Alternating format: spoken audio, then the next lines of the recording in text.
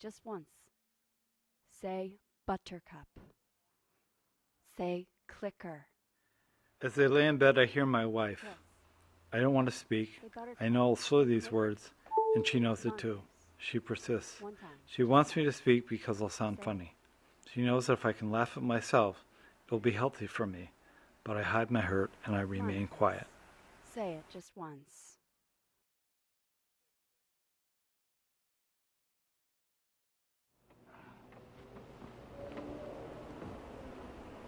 So I begin this day with you, not with a tear, not with a whimper, but with a slur. My name is Chris Pratt, and since 1997, I've been in recovery from a brain injury. This film chronicles my journey along a path of awareness, challenge, and discovery that eventually led to some personal and some spiritual awakenings. I believe these awakenings have meaning for all of us. Multiple views, appreciate multiple perspectives, and appreciate their differences, and also see how they relate to each other. It's a very high level of cognitive development. The highest level of caring is to respect people where they are, what life conditions they have. What this speaks to is the profoundness of personal responsibility. You can affect change by changing yourself. We have a choice to stem the tide of destruction. If we can just get a critical mass. Together, we are much more than the sum of our own individuality. There's something in the human spirit that every time we have reached this point where we could have chosen death, we chose life. Each one of us can make a difference. Prior to my brain injury, I had my own software house, my own software company. I was happily married with 3 kids. I had multiple boats and a cottage on an island where, as a family, we spent just about every weekend. So I guess you would say by all conventional standards I was doing quite well.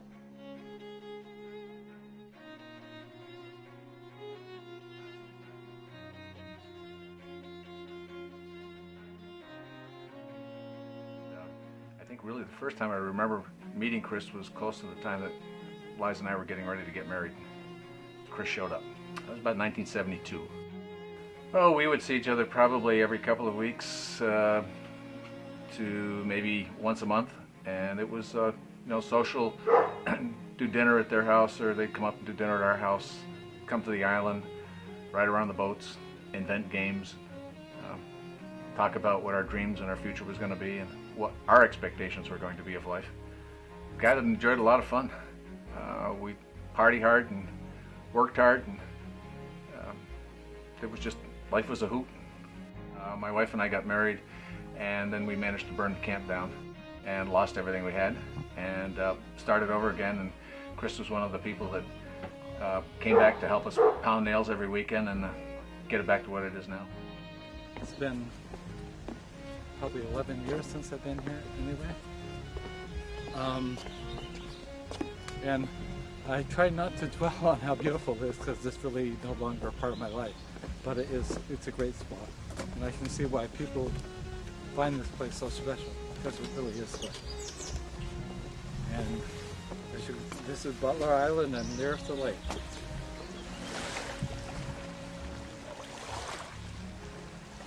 Yeah, well, it was, I married, my wife was Chris's wife's sister, so we were a very close-knit group, and our children were about the same age, so they loved socializing with each other, being cousins. And we used to play a lot of basketball. Chris was a great basketball player, and his son Casey was a great basketball player, and we had a little hoop out in the back, and we used to play what we called jungle ball, which was kind of a combination of basketball and football. And we had some great sports doing that. We also used to take the kids out on the boat, and we'd pull them behind what we called the abuse board, where we'd drag them around the lake and come near to drowning them, but they thought it was great fun, and our wives would sit on the beach and holler at us, but Chris and I enjoyed terrorizing the children, and they seemed to like it too. I remember him telling us stories when he was traveling, when he would go to like Colorado, and the people that would wine and dine him, and a lot of heavy partying, I believe. And he said that when he was younger, before the injury, he was really more focused on himself and working and business. I mean, I think that some of the same mentality I had, which is me and having fun and doing things, I mean, I think there was a certain amount of self-centered selfishness that I endowed them with. You know, and it wasn't just me. I mean, I think Horace also liked having good times, liked getting away, liked getting escaped. We would oftentimes come to the island when we knew Casey was going to be throwing parties in our absence. And we knew that was happening, but we still came to the island. So, I mean, I really think there was an overriding sentiment to have a good time and to kind of turn a blind eye to things that in retrospect we might not have otherwise.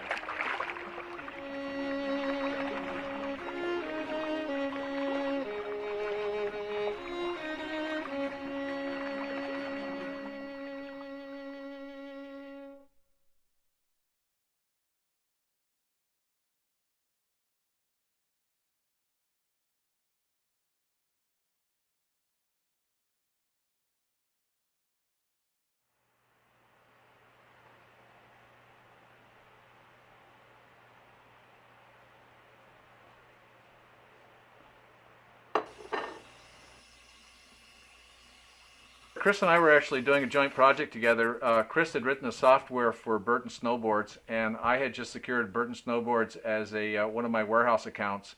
And so Chris and I were interacting on a business level to make the warehouse and the distribution process work. And I remember we were going up to a big party that Jake Burton was throwing up at his house in Stowe, and Chris was just starting to come down with that toothache that we couldn't figure out what it was, and we spent a lot of time that evening discussing it and how painful it was for him, and frustrated because we couldn't seem to get any answers. I mean, he was at the dentist, and the dentist was in the process of drilling out most of his teeth, and nothing was getting any better.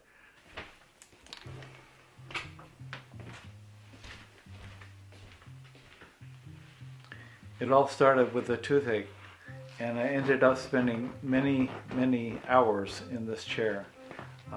I remember first going to my dentist with what I thought was a toothache. He thought he found the troublesome tooth and referred me to a oral surgeon who also did the same kind of test to pinpoint the tooth, and then he pulled it out. Yet I still had pain.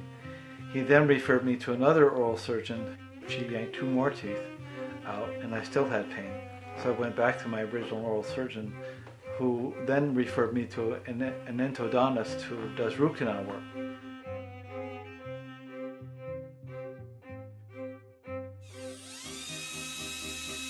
I went back to my original oral surgeon, and he was about to administer some Novocaine because I still had pain and he couldn't figure it out.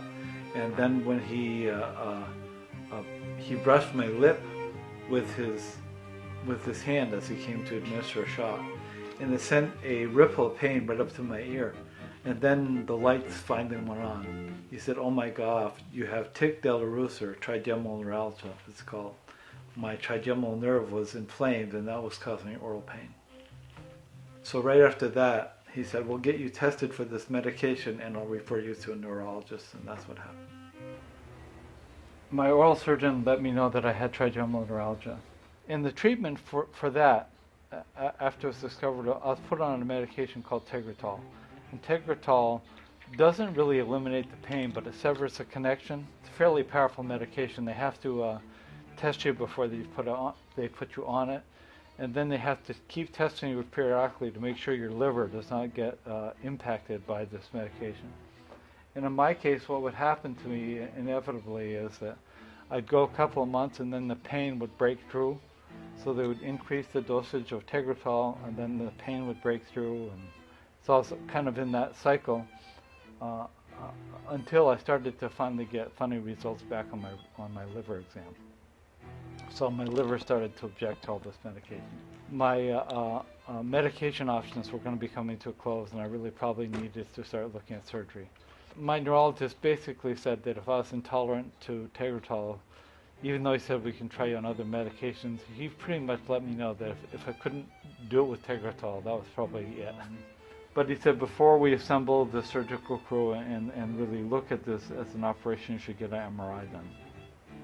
And don't ask me why this MRI was not done about 2 years sooner. I would have not lost all my teeth and probably not have had to endure 2 years of suffering and pain. But so anyway, I went to get the MRI, and I'll never forget it. I knew right away because I was joking with the people, and we kind of had a relationship prior to getting the MRI done.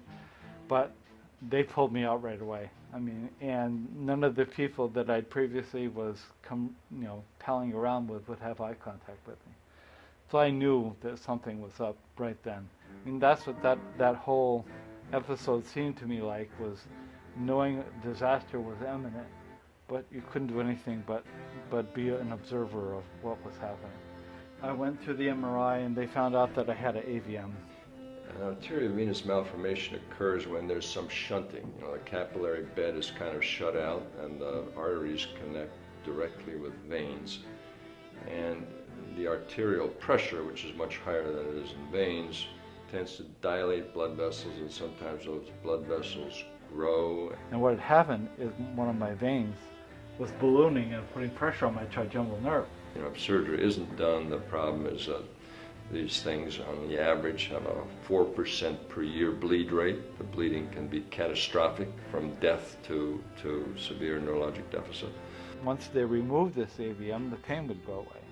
And I was all for that. I mean, the pain was really, had gotten to the point where it was debilitating. And, it really kind of trumped everything else, and I really needed to get rid of the pain. So the good news was, once this AVM, this malformation was removed, the pain would go away. The bad news was it was big and was in a bad place. In the brainstem itself, every square millimeter or cubic millimeter often has critical function, so that to damage tissue in that area usually causes some sort of neurologic deficit, and we usually can't get away with much damage in that area without leaving the patient somewhat impaired.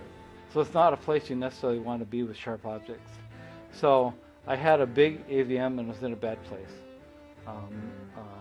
The treatment to remove this AVM was twofold. One was I had to get 4 courses of embolizations. They can thread catheters up to the supplying vessels, that go to these AVMs, and release various particles. I think some of them are made of latex. There may be some other materials involved, basically causing clotting of some of the blood vessels that supply the AVM. And after the second one, I had a stroke, a small stroke. And then I went on, I think after about 3 months, they had me rest. After 3 months, I went on to have 2 more embolizations, and then I drove, or somebody drove me across Boston, because the embolizations occurred in one hospital, the Leahy Clinic, and the surgery occurred at Mass General. And, we see the gamut from total recovery to total dependence and everything in between, so it's a highly individual situation. Corliss and my secretary and another person who I was close with, they're kiddingly were called my office wives, went to Mass General with me, and we all went out to dinner that night. I snuck out of the hospital. I wasn't supposed to, but we all snuck out and went to dinner, and then, because I didn't want to think about what was in front of me. I'm sure Corliss was the same way, because I'm sure when I was wheeled away, it was like there was a good chance I was either going to be dead or come out a vegetable. So it was tough. It was tough anticipating that. So anyway, I remember being wheeled into the operating room, and I was slightly sedated. So it was one of those good drugs. I was pleasantly high, and I was kind of oblivious to everything. But then when they wheeled me in to take a look at the operating room, I'll never forget this stark image of, it was like the only way I can describe it is like when somebody's getting their shoe waxed and they put their shoe cleaned and they put it up on one of those shoe trees, those metal shoe trees. There was this big metal object that I'd put my face into, and that's when I said, give me more drugs to knock me out. They did, and that was the beginning of brain surgery.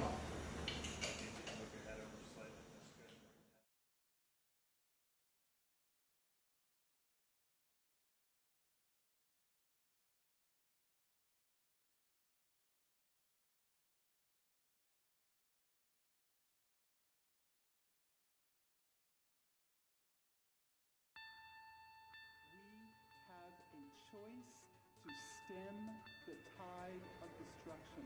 If we can just get a critical mass. Together, we are much more than the sum of our own individuality. There's something in the human spirit that Every time we reach this point. After the injury first occurred, for instance, you know, he really, I mean, I could hardly understand him when he talked. I mean, his speech was very, very slurred. You know, his balance was off. I mean, he was fragile. Almost to the point where I wondered if the damage was so severe that it was going to be a real limiting thing in his life for the rest of his life. Chris always was, from the first time that I saw him, I thought of him as a very proud man who had a very significant loss. At the time of Chris's loss, he was struggling because of his balance and his difficulty with his hand and his arm, as well as with his basic speech production. It was difficult to understand him.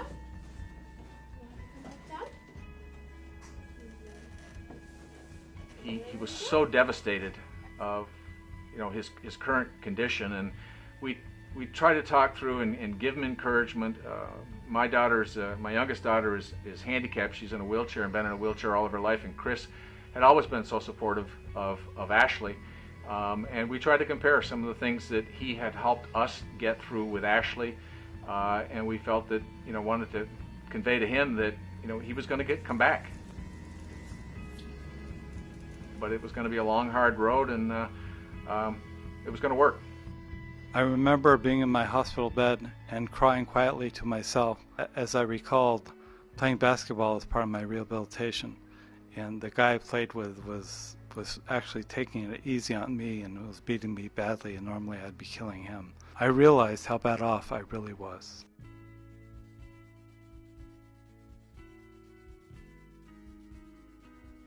Chris had some aha moments during our relationship. I think there were times when he recognized, after he had gotten off the phone with someone, that they actually had not asked him to repeat, and that that meant that the point had come across quite well, and that he didn't need to anguish over that so much. One of the things that I remember about Chris is that he always wanted more, so that whenever we got to a place, or I thought I got to a place where I would say, this is good, you're doing well, there was something more that he wanted. It turned out not to be a simple road for him to come back. It's been a very long and painful road, but just seeing him today, it's amazing. Hey, Ted. Hey! How's it going? Good to see you. Hey, Ben. Good. You've been big sitting down. Yeah, I know it, huh? So how you feeling? Not too bad. Yeah. I try and do this 2 or 3 times a week. Yeah, and that's good for all aspects? Yeah, I try to, exercise is really huge.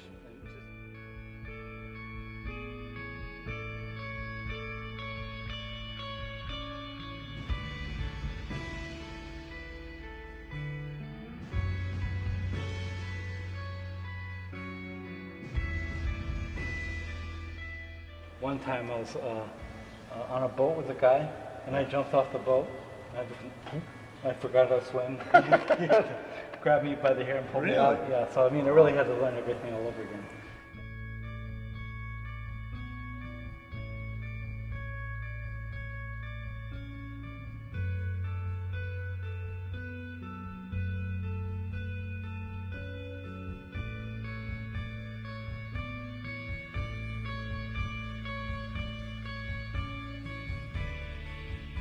Again, I'm 11 years post-injury. Initially, I would say that everything was a struggle.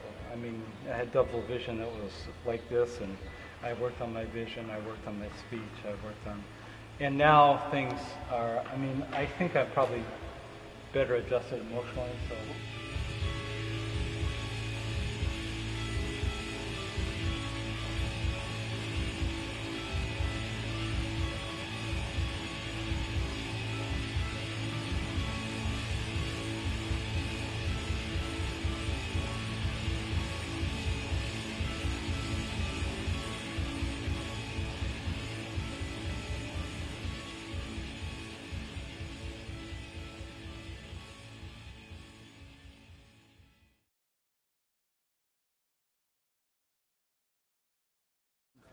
I really was not prepared for all the emotional trauma that was awaiting me, with my family, with my wife, with myself, etc. So although I was prepared physically, I was not prepared emotionally for what I was going to have to do. And I'm still adjusting to this day. The person that I was with, my first love in high school, was Corliss, who I ended up marrying. We made love in her junior year and she ended up getting pregnant. So the senior year she had to, was done at some, I think it was a facility in Boston. At the end of that year, Richard was born, who we had no idea we were going to end up getting married. But at that point, so we gave him up for adoption. My main love in high school was one person. Chris's wife Corliss was a lot of fun. We really enjoyed her personality and spending time with him. Corliss was very good about making sure. I was still very sensitive about seeing people, and my thinking was off. Yeah, but she hung with me in all respects. She shielded me whenever I said, I don't want to see so and so. She kind of went along with whatever my weird reasons were. She supported, and I think as long as she kind of got to go home and have her own life afterwards, she was pretty good. We probably were not as involved in his recovery, and I think that a lot of that was Corliss. I have a feeling she just, wanted to smother him and make him better by herself or within the family, which was admirable. So we didn't see a whole lot of him right after the recovery. We probably saw him 4 or 5 times a year. So I think the rehab model was okay with her because she still had a life. It really was after that, when I got released, that the shitstorm started. When a marriage is put together, people get to know each other in a specific role, and Chris's role and what he brought to the relationship had obviously changed and affected the interpersonal relationship. When I felt strongly enough about something, whatever the behavior was would stop, she'd listen, and it would go forward. So when I needed attention, I had no problems demanding it, and I got it. After the injury, that changed a lot, and I was incredibly sensitive. I was very sensitive about who I was because I was so bad. And I think emotionally I was very sensitive. And that bull in China shop nature that she had, I felt like I was the China all the time. I felt like I was being damaged. And it wasn't because she intentionally wanted to, but I was just a casualty of her normal behavior a lot. I guess maybe my perception is that he was like still a little kid in an adult body, and he had wishes and desires of things that he wanted, without the inhibitions, knowing that okay, you're an adult, these are the things we wish for or we want, but we can't really have them. And to be fair to Corliss, she worked all day, and then I would kind of pounce on her when she came back, because I'd be sitting all day long trying to focus my vision and working on all these things, and she was like an incredible life raft to me. And when I started to get number one, she would say things in a bullish way that would hurt my feelings, and then number two, I started to have my emotions rationed. Those cracks started to become bigger and bigger. I can remember when he and Corliss were still living together after it, and one of the things that, I don't know if it was the ultimate thing that led to their separation, but where Corliss kept saying, "Well, that's just your brain injury," and that bugged the hell out of Chris. It was demeaning to him. Well, it was demeaning, but I mean, it just, you could tell it bugged it, and he just was sick of hearing it.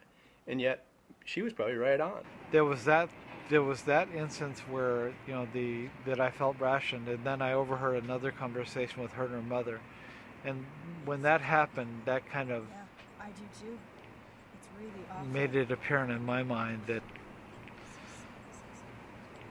I had it all trained. I thought it wasn't going to work. Order, and now look what I'm stuck with. Be careful, honey. He may hear you.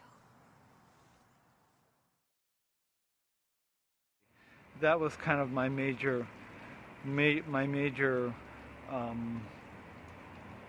a major event that happened in my life that started me to think that the only way I was going to have a life in this marriage was away from this marriage. I met her a few times. I think that what I saw was that they had different goals, I guess, more than anything else in terms of what his wife wanted, and I think where Chris was leaning at the time.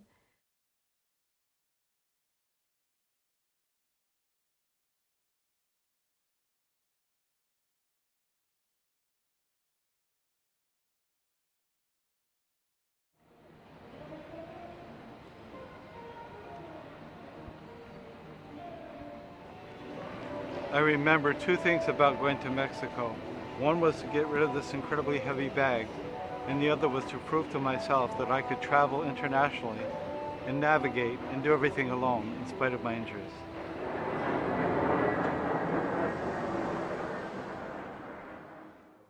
My guide Toto was the gateway to the natural innocence and beautiful simplicity of the Mexican culture. What I experienced on my vacation there continues to shape me.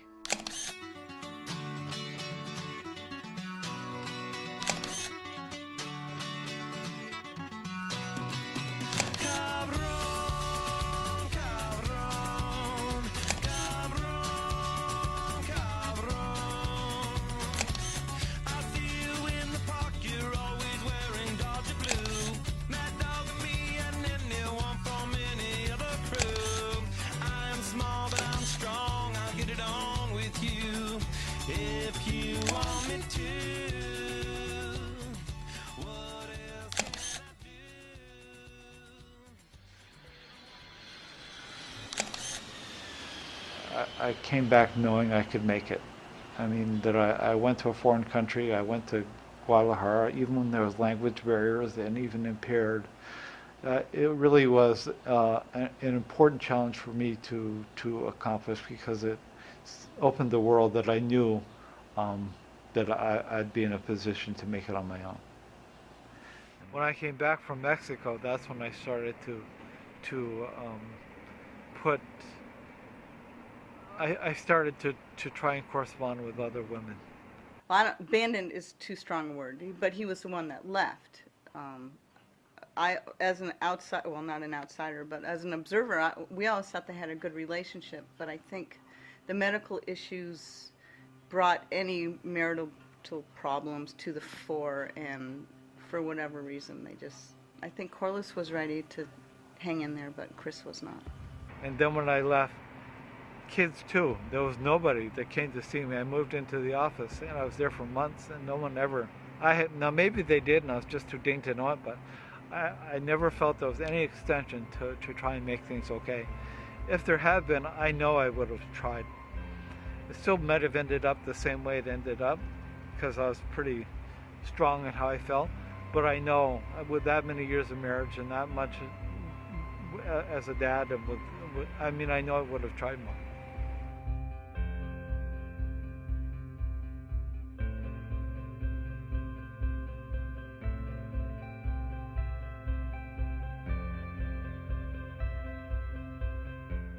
When I came back from Mexico, I began to have communications on the internet with another woman prior to moving out. So it was the wrong thing to do. I felt bad about it. I feel bad about it to this day. But I didn't have the guts to make a clean break, to just leave on my own and try to start over all alone. So I had this communication before I left. And then Corliss and I had a big fight, and I said I'm leaving, and she said okay, and I actually left. And then after that, I began this relationship with Suzanne that lasted about, I don't know, 6 or 7 months. And my son Casey had come to visit me, and I don't think he knew that Suzanne was there. It was just before I broke up with her, but the visit was awkward to say the least. And I remember that he did his best to be courteous, but I could tell he was very upset. After my breakup with Suzanne, I really decided to take my professional responsibility seriously. At this point, I really moved into establishing the Brain Injury Association in detail. I wrote the bylaws, I started the incorporation process. There's a National Brain Injury Association in Washington, and I started the process of creating a Vermont chapter. There's like, I don't know, 45, 46 chapters. Almost every state has a chapter of the Brain Injury Association. I was on the board of directors for the Brain Injury Association. I actually just a few months ago gave my resignation. I had been on the board for about 8 years.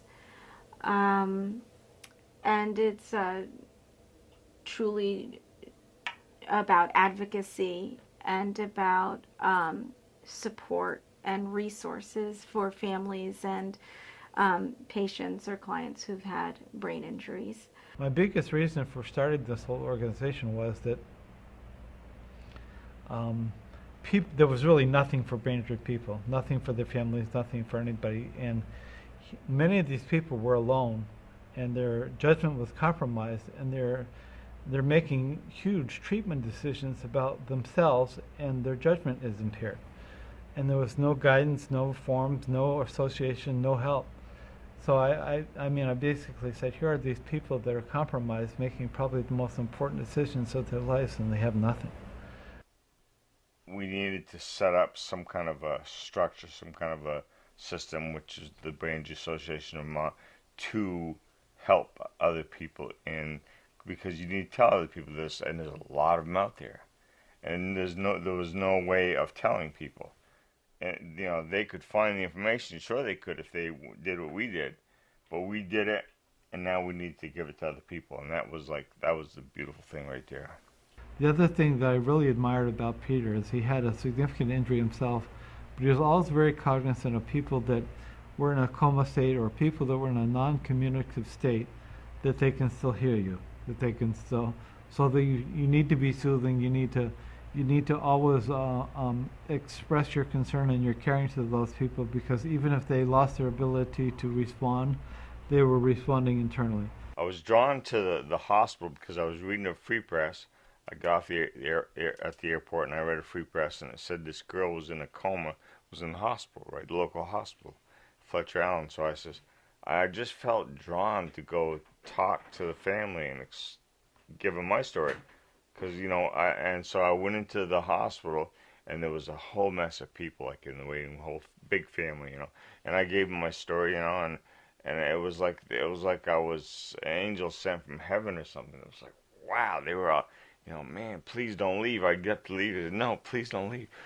I said, man, this is something I got to do, I guess, The main focus of this period of my life was to make the Brain Injury Association real, to start applying some of the foundational principles of what was later to become BrainSense to myself and my own recovery, my own things that I worked on. Kind of this lack of counseling services that I really felt was important, that was lacking in the rehab model. I hope it's now since changed. And the beginning of my relationship with Sue. Chris Pratt's reputation preceded him. In that I heard about him, Chris Pratt, prior to meeting him. Actually, I sought him out on his reputation, and you could hear word of mouth, which is so effective in our lifetime in any genre. I found out where he worked. I drove there, shaking like the Wizard of Oz, and The reason I did that is I never had ever heard about permanent head injuries other than the cueing of people being severe and in wheelchairs. And I knocked on the door and I said, "Mr. Pratt, I have a head injury." And he came down from a loft he looked like a little bit like Einstein, in a beard, and he was white and happy, and I just knew that he was intelligent and compassionate, and I didn't have to be embarrassed. We sat down, I told him what happened to me, and he was immediately at ease with it. The first person that was at ease with it. And that made me feel that he was the only person that would ever understand.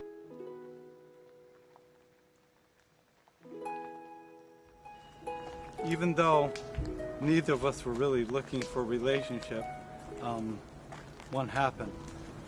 And you know, the next 4 years of my life, the next 4 houses, and eventually Sue and I became engaged.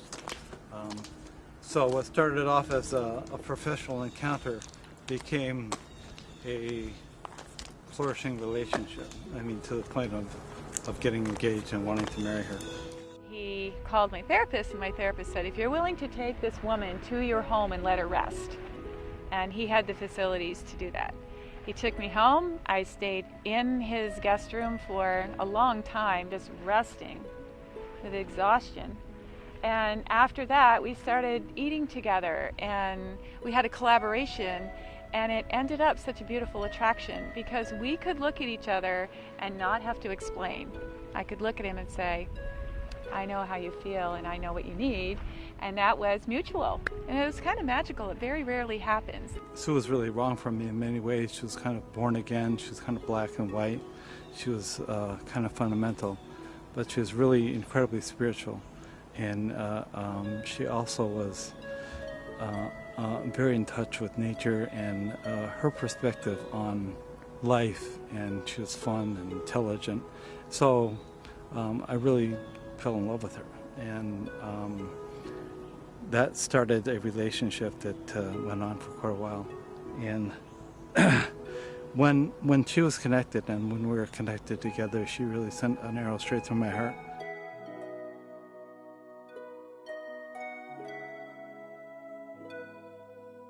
I'll never forget coming here with Sue, and as we looked out over this beautiful panoramic view,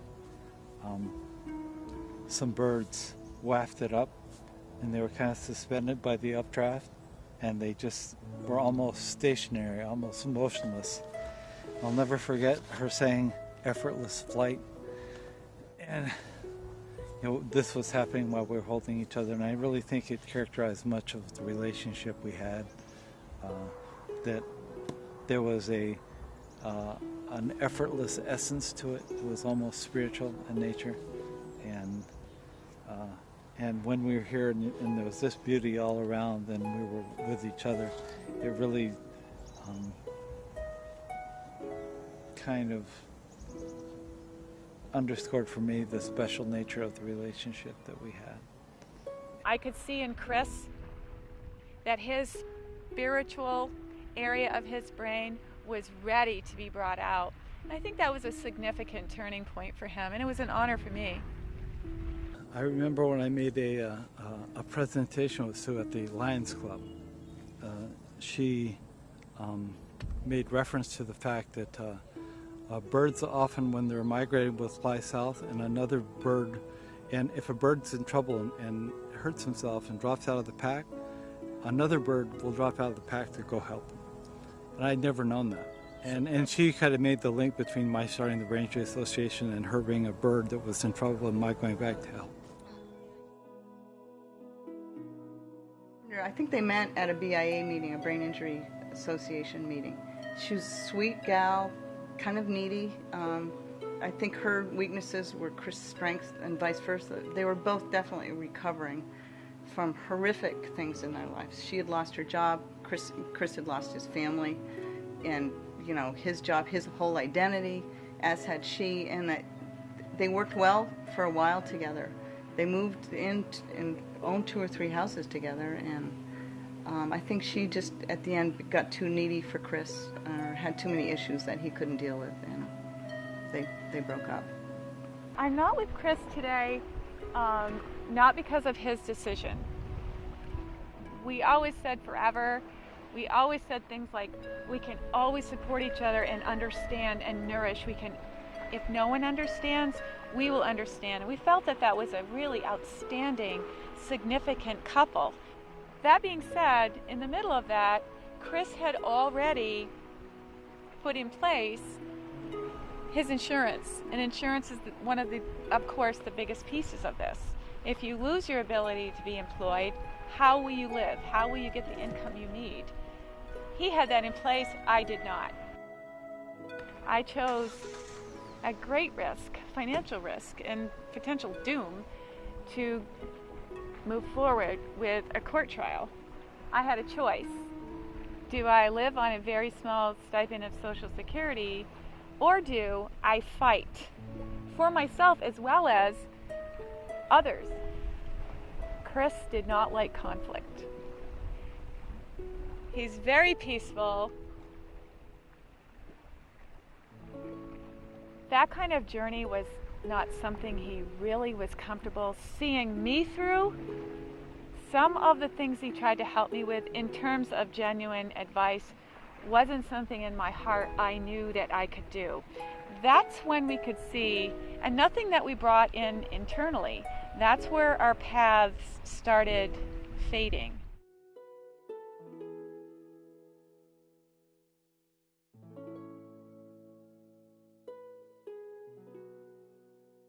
He enjoys being with women. He's raised with, 3 sisters, so it's logical that I think he really likes being around women. He enjoys women. When I first broke up with Sue, it was about an 8-month period, and during that time frame I worked with the Brain Injury Association of Vermont. I also did a lot of health projects, and I think in general I just really wasn't aware of probably how sad I was that Sue had left. So after about, I think 7 months, I did one of those 20-page questionnaires on Match.com, and I started corresponding with a other woman. Her name was Deborah, and pretty much after that time frame, we wrote a lot, we communicated a lot, we went out to dinner. Since his injury, he's lost a lot of his male friends because I think a lot of those friendships were based on physical activity, the typical jock stuff, and Chris is not a big, he doesn't really like to watch the TV. He's not a big, likes to watch the Red Sox and sit around the water cooler and talk about the game. So I think that part of his life was also destroyed after the injury when he couldn't participate in sports anymore. He lost most of his male friends. Everything seemed really good with Deborah. We went out on picnics, we went to the lake, we went to shows, and so we really enjoyed each other's company.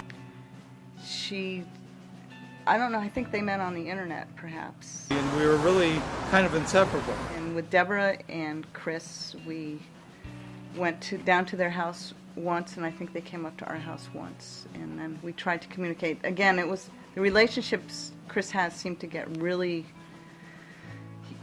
they're really intense, and they don't allow a lot of people into from the extraneous things that those of us who still have our everyday lives that are working with kids like I have and Neil have, and parents, all these other things we have to fit in. His relationships with his women seem to be really intense and sort of insulating and I can't think of the right word, but they're just very private and intense. And then some red flags started to occur. I didn't notice them at the time, but in retrospect, they were really pretty obvious. She's a forceful, assertive woman that came into Chris's life and I think just sort of took charge, and maybe that's what he wanted at that point. The first was when my ex-girlfriend Sue called. Deborah was really furious that I was on the phone with her and I had to get off, and I was much harsher to Sue than I would have liked to have been. While I was picking strawberries, that there was a very large-breasted teenager that I glanced at probably more than once. She said, if I was to be her boyfriend. She was going to have to, I could not look at another woman. And I remember at the grocery store being very aware of not looking at anybody because that would be a problem. In fact, I was so aware of not looking at anybody else that I lost my balance because I couldn't look peripherally at all. A woman was putting pajamas on this mannequin, and Deborah was convinced I was checking the person out. I said, no, I was just looking at this mannequin. I remember moving in with her and was charged rent. Then we went to a priest to get, there was a marital questionnaire process that he wanted us to go through, and there was a question about fear in there. And I specifically remember talking with Deborah about, you know, if I say this the way I feel it, she said, well, he'll never allow us to get married if you say it that way. So I tactfully had to choose my words to tiptoe around that issue. I remember being at the supper with her parents, and I thought we'd had a good meeting, you know, a good supper engagement, because it was the first time I met. But she was furious at me because I had not talked enough about my feelings towards her with her parents. I had not expressed that. So that began from those red flags, and then became this whole alienation with my children and my family that started right after that. He sent some letters and some emails out to different family members, to his family members, and my role in my family is always, I'm the middle one, and so people tend to come to me and bounce ideas off or read things to me. I didn't want to know all those things. I think he just, basically in a nutshell, told us all to sort of go away, because he didn't say he needed to heal and reinvent himself, but that's what he needed to do. So he just, instead of saying that, he just kind of dredged up some old issues that were, you know, that were not even relevant anymore, or maybe interpreted a few things totally out of context that were hurtful enough to him to allow him to just end a relationship. So the first person to get my wrath was my mother. I remember the next day after that supper, I wrote her a scathing letter about how obnoxious she was and how almost rude she was to Deborah, and how that it upset Deborah, and that we pretty much stopped talking from that point until I had my cancer surgery. He also was sick, and he chose not to tell any of the family he had cancer. So I think she was a huge support when he was ill. You know, very caring and really took care of him in the hospital. But again, a couple of years later, it disintegrated significantly. Then the next people on Chris's hit list were my children, and it pretty much started with Lizzie. And I remember that, well, both of them really got blasted, but it had to do with the fact that Deborah felt that her family was accepting of me, her son was accepting of me, her parents were accepting of me, and why couldn't my kids be more accepting of her? It was particularly painful for his children because they loved him. I mean, they idolized Chris. He really was a great dad. I mean, he cared about his kids and tried to interact with them, and he lost that, how to be in touch with them, how to interact with them. So he could say things to them, but sometimes it wasn't really filtered. He was just into a place where he just didn't want us around because we knew who he was and not who he was becoming, and it was going to maybe be too painful for us to be involved in that transition too. But he didn't convey it that way. He just chose to say some kind of hateful things. Why shouldn't my kids be accepting of the fact that I should have a life? Why shouldn't my kids be more welcoming to the woman that was in my life? Not as a replacement for their mother, but just as a friend. Deborah was intelligent, she could be fun, she was interesting, she had a lot to offer. Why couldn't they just accept that? So I wrote them both, and I told them all about entitlements. I told them about their self-centeredness.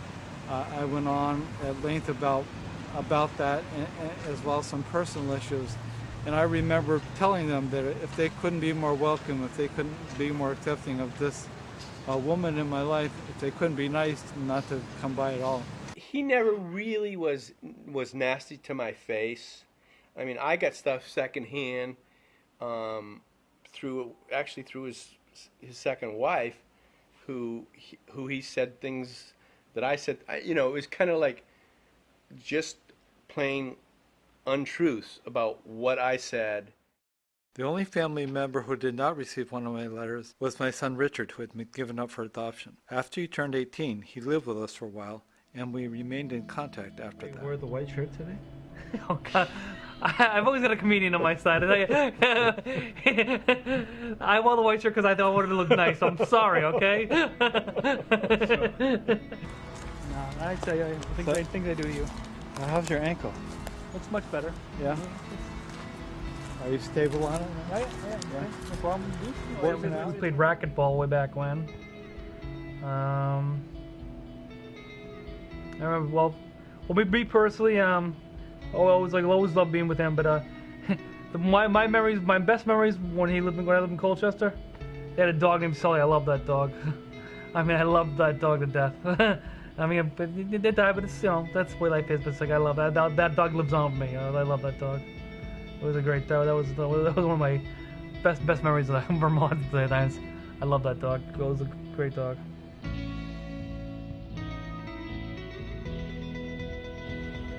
I believe it was 1994, and me and my ex-girlfriend Julie, she was driving, and I was told these things. I had no memory of it whatsoever. I covered the steering wheel with a protector. I wasn't wearing a seatbelt. And with the windshield, and the rest is. I was in hospital for a year and a half, and I'm recovering, but it takes a while. Makes you appreciate things more. That's all.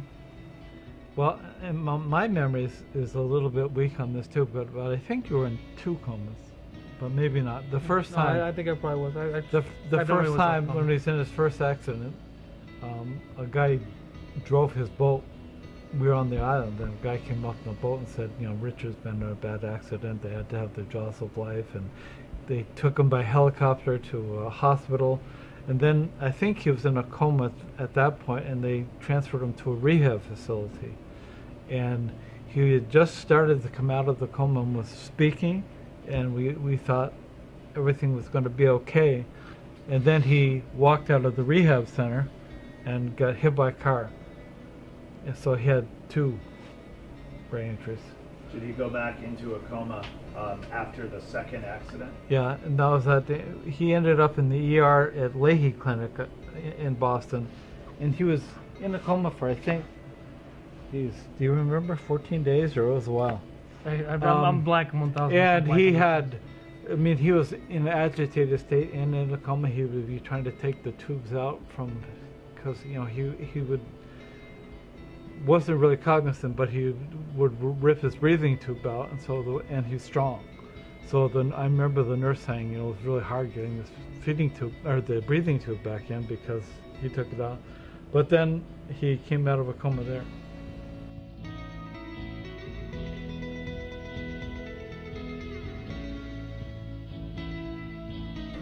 I think one of the main things that I've seen or that has been inspirational for me is the fact that because his memory is impaired from all these accidents he's had, he's a lot more in the present tense. Not a lot of the past because that's vague, and he doesn't obsess a lot about the future. He just kind of lives it as it comes. And I think because of that, he can teach a lot of us, to be in the present, to be in the now, to be, dealing with whatever comes our way. And I think Richard really lives his life that way, and not necessarily as a conscious, controlled thing. That they read a self-help book and then they practice. He does it because that's just the way he is, and that's what he lives. You can't live but from back in yesterday. Well, just live it today. That's what you are. And make the most of it, and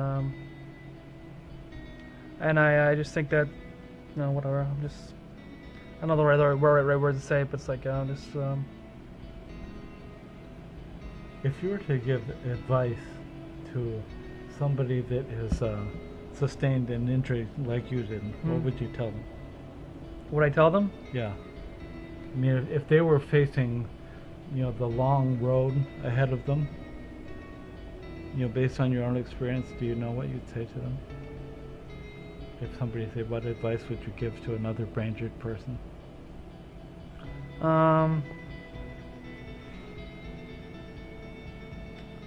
Just make the best of it, no matter where you are, and don't cry about it.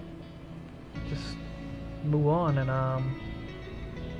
whatever it's like, I say, it's like, it doesn't do any good to be upset about things, or saying why me, why this, what's that gonna do? I mean, is that gonna correct things? That might make you feel better for a second, but that's not gonna do anything, So just pick up the pieces and go on.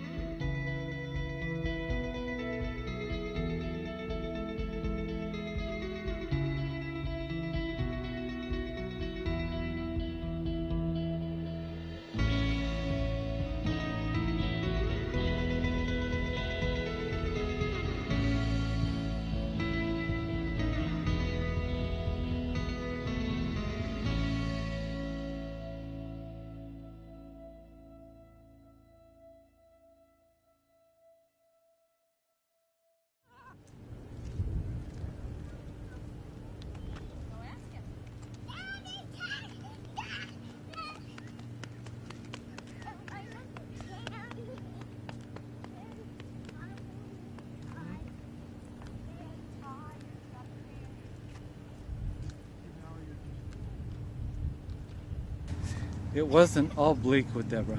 I had many nice moments with her that I still remember.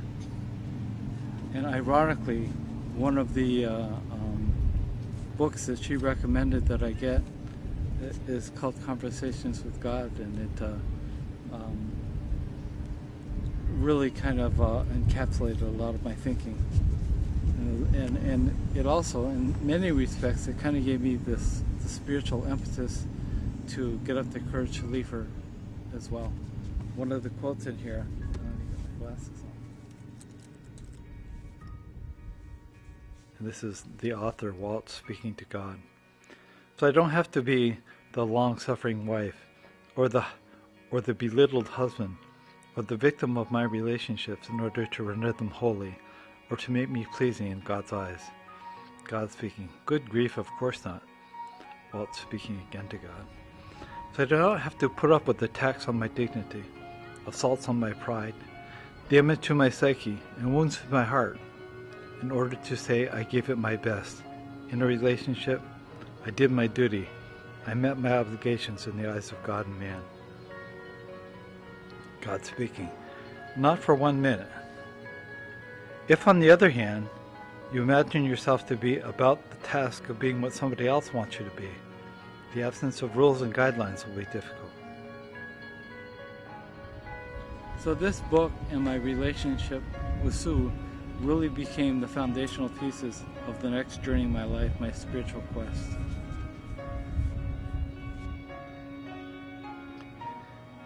Actually, my spirituality first began before my brain injury, while working with disabled children. But it was the brain injury, I believe, that brought me more deeply into the spiritual realm. First, my perceptions of everything around me changed significantly. And then the principles of awareness and choice brought me into deeper contact with my own spirituality, which enabled me to reach out to others. We're headed up to St. Albans to do a presentation pretty much about neuroplasticity and awareness and choice and the power of attention, and how people can pretty much enhance and repair their brain by being aware of the fact that the choices they make actually have a biological impact on their brain's function. Neurobics basically stands for aerobics for your brain. It's like a workout for your brain. And the term was invented by Lawrence Katz, who's a neurobiologist. I spoke to him a few months back and got involved in it, and I went to a meeting in St. Albans at the hospital one of his talks, and it was really eye-opening. It was good. It was like it was all the stuff that we found out that Chris had taught me a lot of it, and I had given him information. And I even met a kid there at the meeting that was looking for like anything, just need something. And now I have him involved with the Brain Injury Association. You know, what was important to him initially before the injury was being successful in his business, and I think that he was so frustrated when the injury happened that there was no support services out there that the family had to help them all through the trauma of what he was in the middle of. And I think that his work now is focused on providing guidance for other people that find themselves in that same condition, and he's attacking that with the same energy that he attacked when he was running his computer business. If you really want to make dramatic improvement of your life, it's everything. It's not just signing up for a program, it's not just taking a pill, and it's a lifestyle change. And that's why I think it's hard, because it's not just something you do and go back to life as it was. You have to incorporate brain sense into your life. You have to say, I'm going to work on my brain, you know, a little bit every day. I'm going to work on my body however I can, so that I can keep my heart in as good My shape. husband had an accident in February, and he had traumatic brain injury. He almost died. He had to have 2 surgeries. He fell 30 feet. And before this, I never would have thought about brain injury. So he actually just had surgery Monday to get his bone put back in his head. So we were both going to come here today, but he's home recuperating right now. Before the injury and all the medical stuff, a lot of that drive was for himself. I mean, for his own gain, his own, you know, materialism, being able to buy things and do stuff. And I'll never forget Chris one time after his injury saying to me personally that, you know, for most of his life he'd been a taker, you know, taken from the earth, taken, and now he's giving back with the work he's doing for, you know, for people with brain injuries, etc.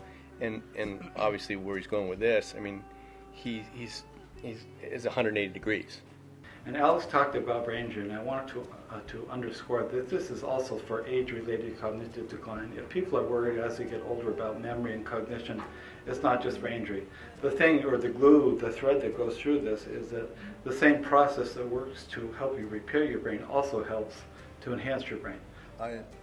I lay stuff down, I forget where I put it. Just a lapse of things, and gosh, you can't remember this, can't remember that. That's the reason I came, really.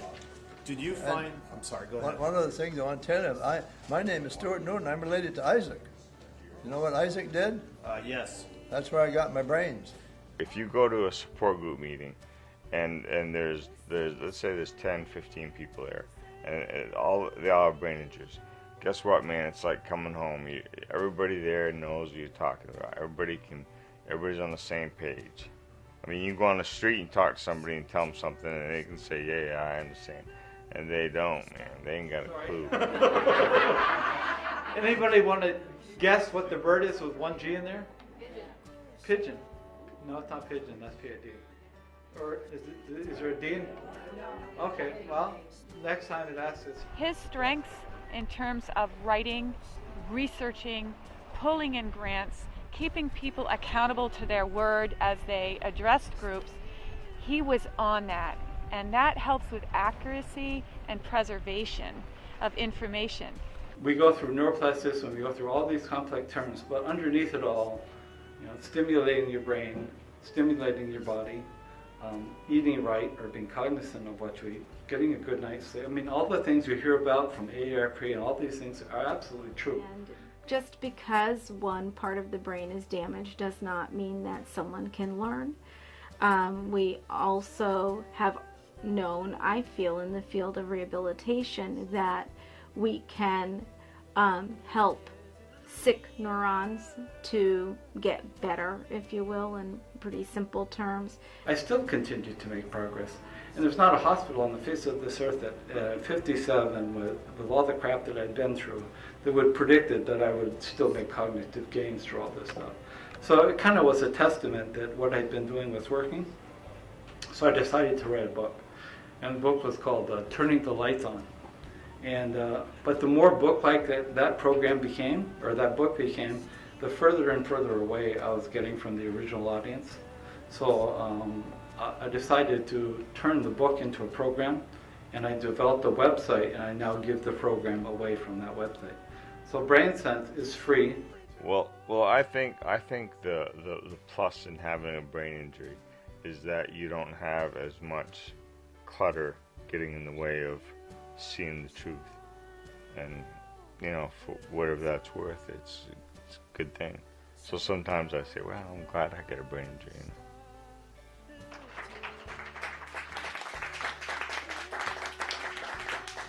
You got to be positive. You got to take a break. You've got to take a break as a family member. If you don't take a break, it's you know, one guy said to me, do you know all marriages, 50% of marriages fail from TBI? And of course, I was thinking, well, that's the national average anyway, so we've been married. 50% spiritually transform themselves too. So and this year is our 25th anniversary, my husband, and my daughter's getting married in 5 weeks, and my other daughter just graduated, and he went to graduation, and he's going to be walking that other daughter down the aisle. It's hard, it's difficult, you're going to cry, but you pick yourself up, and don't give up. You love that person.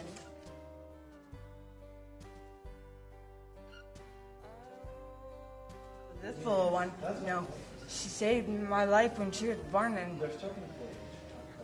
the ambition for me to keep going, I find within this child to be so immaculate. It's like the greatest feeling of the world.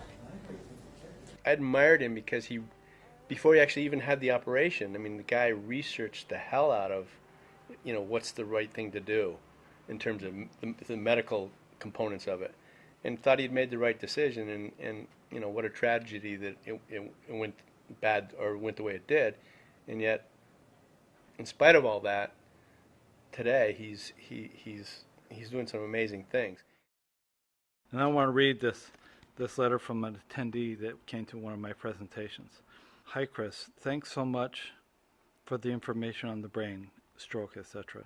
I learned much more than I knew before. Also, thank you for sharing your story with us. You must realize it gives hope after hearing your story. My husband had what was called a spiral stroke and came out of the hospital in a wheelchair. After 4 months in rehab, he was told to go home, have a good day. The time from rehab was followed by trials, as you can realize. There is such a link missing, with no one to tell you how to continue with this new, now confined life in a wheelchair. Your story made me realize, looking for the day things would return to normal wouldn't happen. The need to look for each challenge and victory that has the chance to make us happier gives us hope. Thank you again.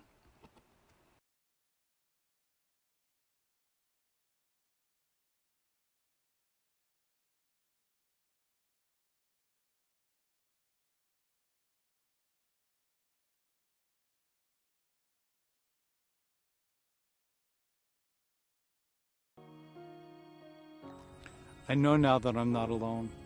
I'm connected to every dream, every hope, every moment of happiness, hunger, and despair, every thought, every feeling, a universal connection to an endless life force that reaffirms my essence and guides my spirit.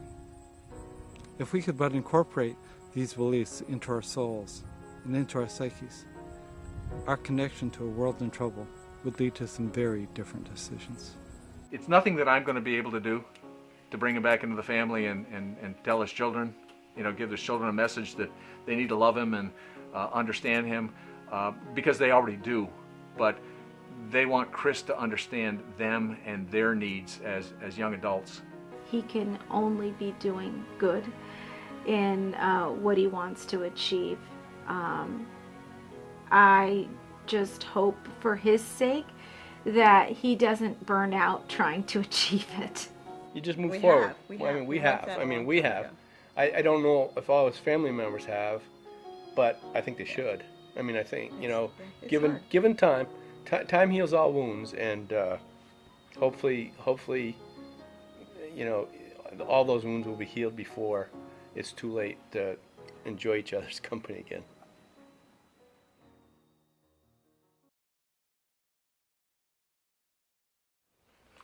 And now we come to the end of this film. This is where I get to be preachy. I trim my beard, I shave my neck, I even have a shirt on for this scene. Now if I were a great actor with a great memory, I'd rattle all this stuff off for you, but I'm neither. So you have to put up with these cheat sheets, otherwise I'll never remember. So I'm asking for your patience now for the glasses and when I fumble around for these sheets. So here we are. Months of work, the story, the script, the storyboard, 15 hours of raw footage, moments of sadness, moments of humor, moments of insight, many moments of camaraderie.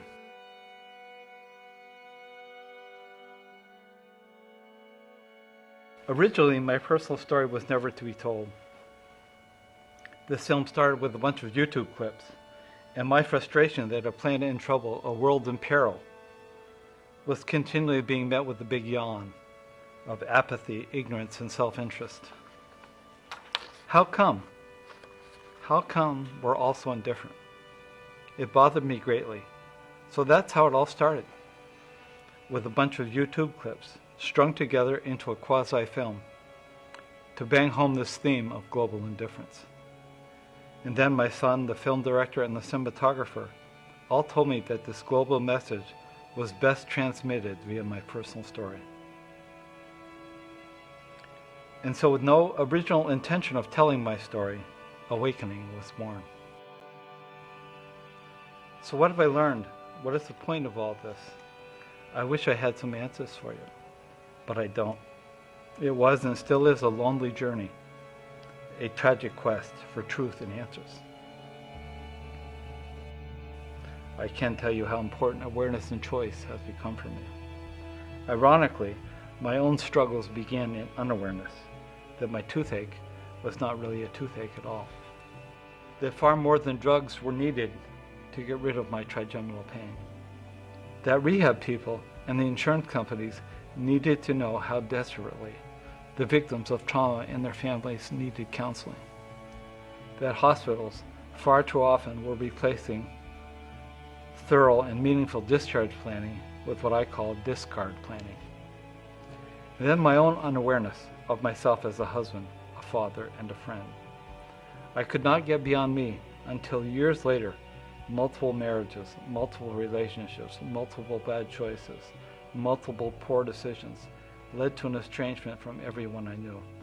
And now, 11 years later, I finally begun my own awakening. I'm now aware of how tragic brain injury is, how this struggle rips families apart.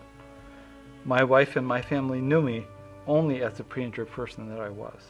I was neither the husband nor the father that they had known. And as hard as they tried to accept this new me, every attempt to reconnect brought back images of who I used to be, a house of mirrors, a constant reflection of my old self. Was all anyone, including me, could see. And then there was that infamous conversation between Corliss and her mom. And that was it. I was off to Mexico. I knew I could never drive this car forward with my eyes fixated only on the rearview mirror. I had to let my old self die. I had to shake this vision of trauma in the old me. Otherwise, I would forever be the deer caught in the headlights, looking at what was about to smash me over and over again. I had to take ownership of all the harmful and foolish mistakes I'd made with everyone who was dear to me.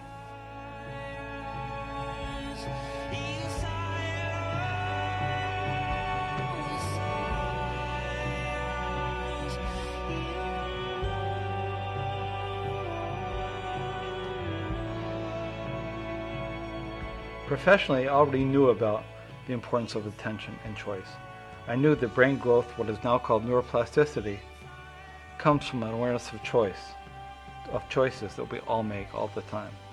I knew the power that such an awareness can have on cognitive abilities. In fact, I was living proof of that. But this film has taught me much more, that awareness and choice define everything that we are now or hope to be in the future. Sorry. For not only are our brains and our bodies affected by our choices and decisions, so aren't our souls.